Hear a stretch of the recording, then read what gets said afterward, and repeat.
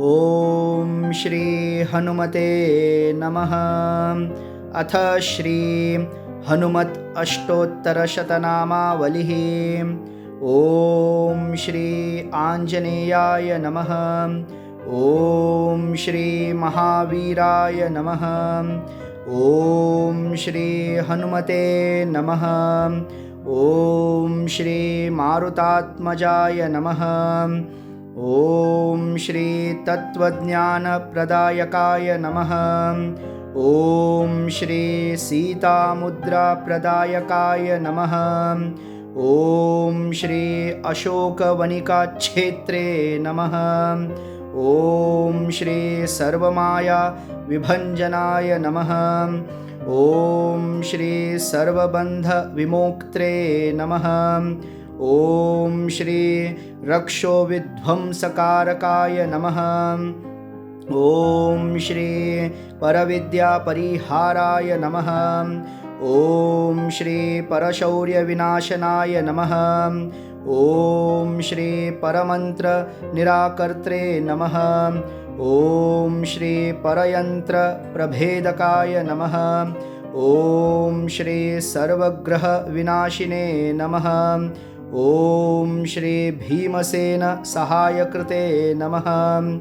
ओम श्री सर्वदुःखहराय नमः। ओम श्री सर्वलोकचारिणे नमः। ओम श्री मनोजवाय नमः। ओम श्री पारिजात द्रुमूलस्थाय नमः। ओम श्री सर्वमंत्र स्वरूपवते नमः। ओम श्री सर्वतंत्र स्वरूपिणे नमः। ओम श्री सर्वयंत्रात्मकाय नमः। ओम श्री कपीश्वराय नमः। ओम श्री महाकायाय नमः। ओम श्री सर्वरोगहराय नमः। ओम श्री प्रभवे नमः। ओम श्री बलसिद्धिकराय नमः। ओम श्री सर्वविद्यासम्पत्प्रदायकाय नमः। ओम श्री कपिसेनानायकाय नमः। ओम श्री भविष्यच्चतुराननाय नमः। ओम श्री कुमारब्रह्मचारिणे नमः। ओम श्री रत्नकुण्डलदीप्तिमते नमः। ओम श्री सञ्चलद्बालसन्नद्धलम्बमानशिखोज्ज्वलाय नमः। ओम श्री गन्धर्वविद्यातत्त्वज्ञाय नमः। ओम श्री महाबलपराक्रमाय नमः। ओम श्री कारागृहविमोक्त्रे नमः।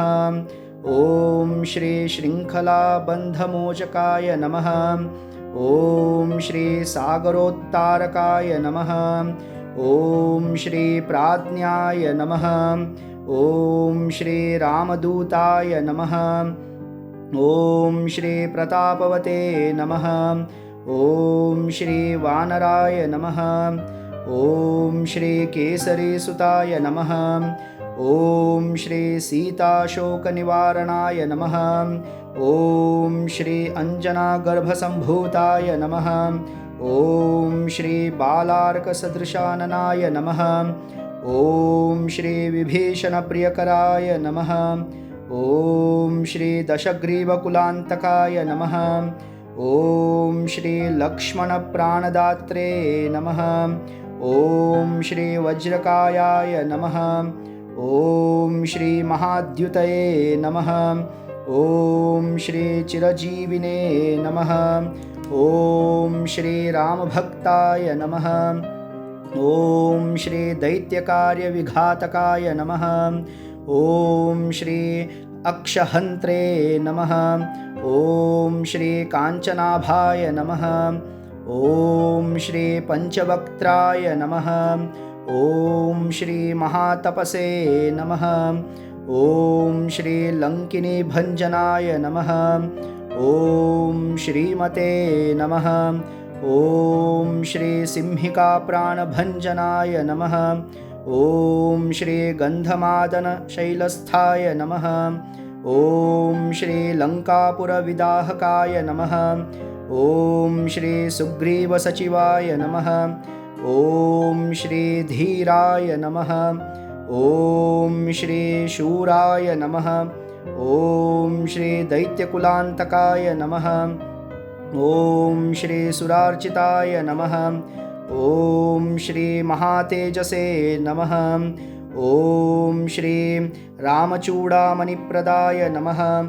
ॐ श्री कामरूपिणे नमः। ॐ श्री पिङ्गलाक्षाय नमः। ॐ श्री वार्धिमैनाकपूजिताय नमः। ॐ श्री कवलीकृतमार्तण्डमण्डलाय नमः। ॐ श्री विजितेन्द्रियाय नमः। ॐ श्री रामसुग्रीवसन्धात्रे नमः। ॐ श्री महारावणमर्दनाय नमः। ॐ श्री स्फटिकाभाय नमः। ॐ श्री वागधीशाय नमः। ॐ श्री नवव्याकृतिपण्डिताय नमः। ॐ श्री चतुर्बाहवे नमः। ॐ श्री दीनबन्धवे नमः। ॐ श्री महात्मने नमः। ॐ श्री भक्तवत्सलाय नमः। ॐ श्री सञ्जीवननगाहर्त्रे नमः। ॐ श्री शुचये नमः। ॐ श्री वाग्मिने नमः। ॐ श्री दृढव्रताय नमः। ॐ श्री कालनेमिप्रमथनाय नमः। ॐ श्री हरिमर्कटमर्कटाय नमः। ॐ श्री दान्ताय नमः। ॐ श्री शान्ताय नमः। ॐ श्री प्रसन्नात्मने नमः। ॐ श्री शतकण्ठमदापहृते नमः।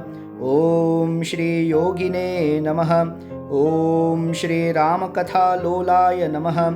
ॐ श्री सीतान्वेषणपण्डिताय नमः। ॐ श्री वज्रदंष्ट्राय नमः। ॐ श्री वज्रनखाय नमः। ॐ श्री रुद्रवीर्यसमुद्भवाय नमः। ॐ श्री इन्द्रजित्प्रहितामोघ ब्रह्मास्त्रविनिवारकाय नमः। ॐ श्री पार्थध्वजाग्रसंवासिने नमः। ॐ श्री शरपञ्जरभेदकाय नमः। ॐ श्री दशबाहवे नमः। ॐ श्री लोकपूज्याय नमः। ॐ श्री जाम्बवत्प्रीतिवर्धनाय नमः। ॐ श्री सीतासमेत श्रीरामपाद सेवाधुरन्धराय नमः। इति श्री हनुमद् अष्टोत्तरशतनामावलिः सम्पूर्णा।